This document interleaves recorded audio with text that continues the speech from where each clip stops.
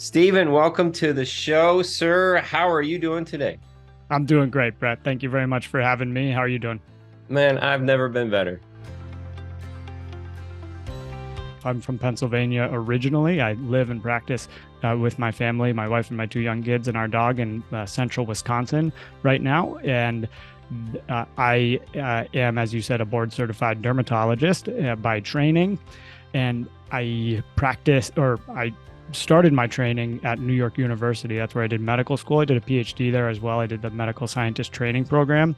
I didn't end up going into full-time research. I connected with patients really well. I knew that was my skill. That was my unique ability to really connect empathically with patients and make them feel seen and heard, and then help them through my specific medical training. So I went on to do a dermatology residency at Stanford, and then I practiced for a couple years in Minneapolis before coming to Wisconsin, and practiced for a couple years here at as an employed physician at a big company.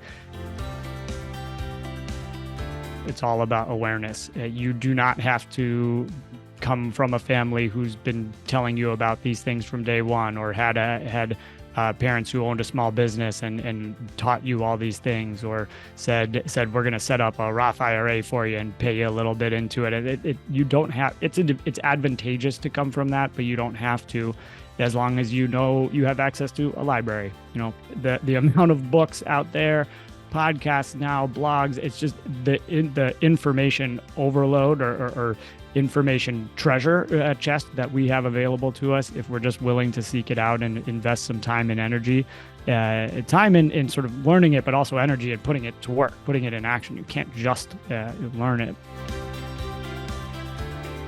Learn what a Roth IRA even means. What is an IRA period?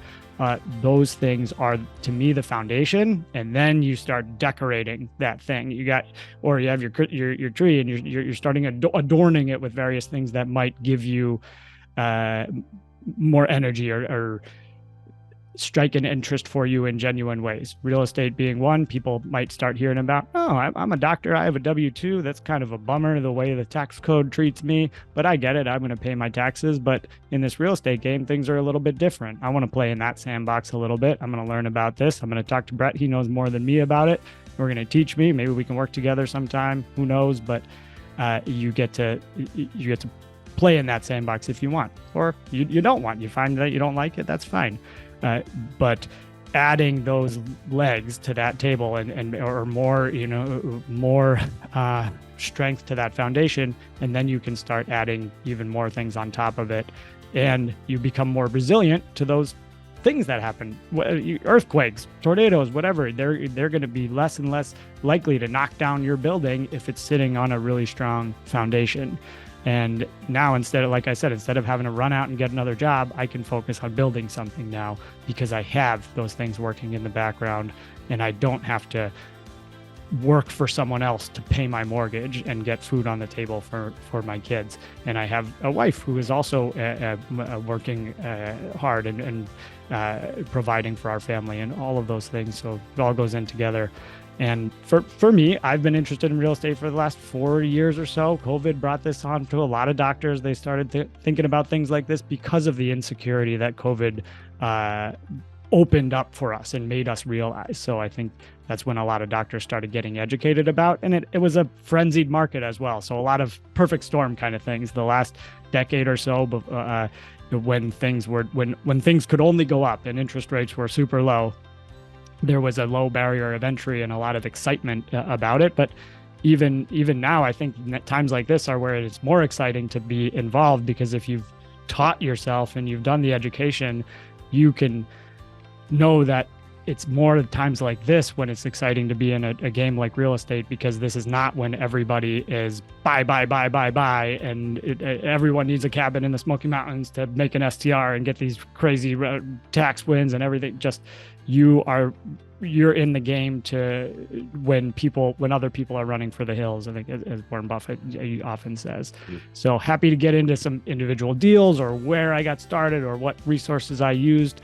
But I think that for me, it's about the relationships that real estate brings. I love meeting new people and learning new stuff, and just the different ways that it allows my money to work for me that previous to now that were very different from the W-2. My interest started in probably right 2019, 2020 timeframe, right around COVID. I think I was reading some books prior to that, or bought some books many years ago and put them on my bookshelf, and it was just sitting there until I was going to pick it up again. I think one of 𝗘𝗀𝗃𝗃𝗃's books, maybe something like that. But I got into it really in earnest during probably late 2019. And that was I ended up taking a course that was put on by a physician couple who, through real estate, was able to live a much more balanced life, and then started teaching others about that. I took a course. I didn't get immediate results from that, but it was also a very difficult market to be in still. We were not finding these, you're looking for I had a sort of 10% cash on cash return goal in my head, things like this. And if you don't have a lot of connections and you're just sitting on Redfin or something like that, like everybody else, it's really hard to find. Knowing that even if I lost every penny, it wouldn't break the bank, is going to be way more than the decent cash flow I'm going to get from month to month, and maybe what I'll make if I sell it in a few years. So that was the first huge sort of discomfort, fear that I told myself I just had to walk through, and I did, and I committed to it. And I bought it. It was a small duplex. It was built in like 1910 or something. So there was a lot wrong with it, but I spent a lot of time and working on it, and my family was in on helping with that too. And I got contractors when I needed to, and somebody had just been evicted from the top floor, so we had to work a lot there, but we made it nicer up there. And that ended up renting for a significant amount more than it was. And I kept it for a little over a year, and then I ended up selling it because I didn't want to be in those type of spaces anymore. But I learned a lot from it, made a little bit on the sale, and I made some cash flow while I had it.